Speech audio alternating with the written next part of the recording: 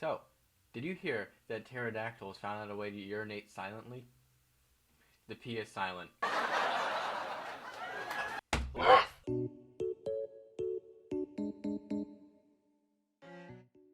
So yeah, evolution is pretty cool. We wouldn't be here without it, for one. I guess to really explain why we need it, we need to go back in time. So about 3.5 million years ago, life first emerged. And as that first life reproduced more and more, it slowly changed, branched out into all sorts of different looking things, creating a whole variety of different species and all sorts of life. So I guess we have to define a couple terms first. So a species is basically just a group of animals that can reproduce with one another, and those offspring can also reproduce with one another. And that last part is important because a horse and some really lonely donkey had an abomination. So all living things are made of cells, and cells have nuclei, and nuclei have chromosomes, where the DNA of cells is found. And the DNA of sequences of different nucleotides is the code of genetic information, producing variations in everything from height to weight to eye color to hair color to pretty much any other difference in living things. And what's really interesting about this genetic code is that all living things are made of the same genetic material. Everything from animals to plants to any other thing that's considered living. And this suggests that one common ancestor passes its genes down through countless generations of offspring, resulting in everything sharing the same building blocks for DNA. Now, one thing that drives evolution is something called excess production, which means that typically animals produce more offspring than the environment can handle. In each of these offspring, there are tiny genetic differences between each of the offspring, increasing something called genetic variability. People are a great example of showing how offspring are different from one another. For instance, two parents, they could have one offspring who's, committed to serve in the military as a medical doctor, while the same two parents could have one offspring who makes YouTube videos. They ask you how you are, you just have to say that you're fine when you're not really fine. Now, these genetic differences can sometimes be good, and those with good genetic codes can survive and pass on their genes. The offspring with worse genes die off and don't have the chance to reproduce. Now, over time, these positive genetic changes accumulate and change the species as a whole. Now, you're probably thinking, sure, I guess this kind of makes sense, but animals all look so different.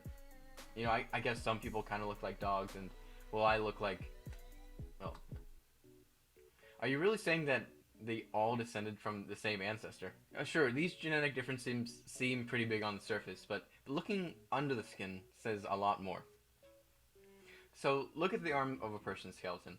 It's pretty easy to recognize this as a person.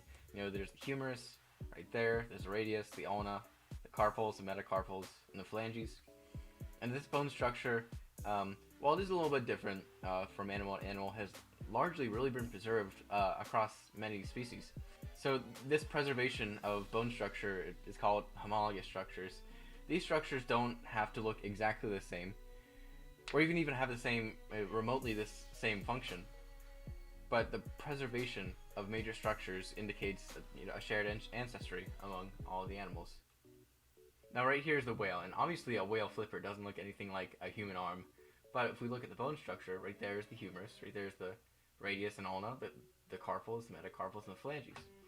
The frog, the exact same thing. Well, it doesn't look exactly the same, but we can definitely recognize, right there's the humerus, the radius and ulna look like they have been fused together a little bit, but obviously we can see the structure is still there. The carpals, metacarpals, and phalanges. The horse looks a little bit different, but obviously there we see the humerus, the radius and ulna again have been fused together. That right there is the carpals, and then the metacarpals and phalanges are kind of the hoof region right there. The lion, this one's pretty obviously, the humerus right there, radius and ulna, carpals, metacarpals, blah, blah. There's the human, which I already went over, and the bat and the bird are pretty similar too, where the bone structures are really thin, but still we can see the humerus, the radius, the ulna, metacarpals, phalanges, everything is still there, which indicates that while they look different on the surface, the bone structure has still been preserved, which indicates that we all probably descended from the same common ancestor. And another great way to see proof of evolution is just to look at the brains of different animals. I think brains are pretty cool. Brains are just such incredibly complex structures, especially in humans. Brains are the reason that the self-aware bundle of atoms that we are can recognize that we are just, a bundle of atoms, which is pretty cool. Brains can also remember Minecraft crafting recipes, which I think is equally as important.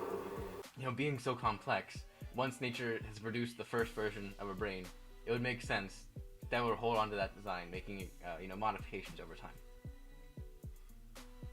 Now, here we have some medical images of a brain from different angles. So right off the bat, we have the cerebrum of the brain, which is the outside of the brain. It's the kind of wrinkly part of the brain with all the gyri and the sulci.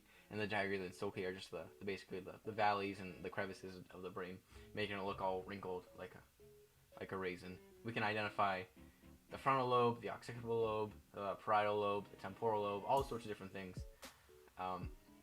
But really, we can just identify right off the bat visually, the cerebrum is a big part. Right off the back here, we have the cerebellum, which is another clearly identifiable part of the brain structure.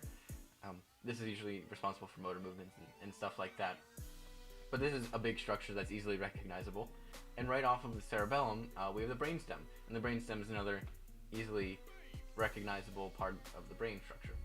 Just knowing some of the brain structures of a human brain is important when comparing a human brain to other animals' brains. So the big three brain structures we want to keep in mind is the cerebrum, the cerebellum, and the brainstem. So right here in the upper left-hand corner, we can see the human brain, and clearly we can see the cerebrum, the cerebellum, and the brainstem, all right there. Right to the right of it, we can see a dolphin brain. That does look a little bit different, but we can still see the main structures of a brain and how similar they look to the human. Right there, we can see, obviously, the cerebrum. Right below that, we can see the cerebellum, and off of the cerebellum, we can see the brainstem. Again, with the cat, it looks different again, but when you take a closer look, you can see the cerebrum, the cerebellum right there, and the brainstem. And all of those, especially in monkey brains, they look pretty similar. Pretty clearly, we can see in all of them three distinct, separate regions of the brain. Even the frog brain, which kind of looks like a string bean. We can roughly see a very primitive brain, but still we can see what would be the cerebrum, what would be the cerebellum, and the brainstem. Now, how could all of these brain structures be so similar if at one point we didn't all come from one common ancestor? I think it's so interesting, just the fact that we came from, I guess, primitive animals, and we've slowly evolved as a species up until, the peak form of evolution that we are today. And I just think that makes me excited for, well, I won't see it in my lifetime, just the fact that humans can keep evolving and keep improving as a species. So, who really knows what we'll look like in 1,000 years? I guess probably something like me.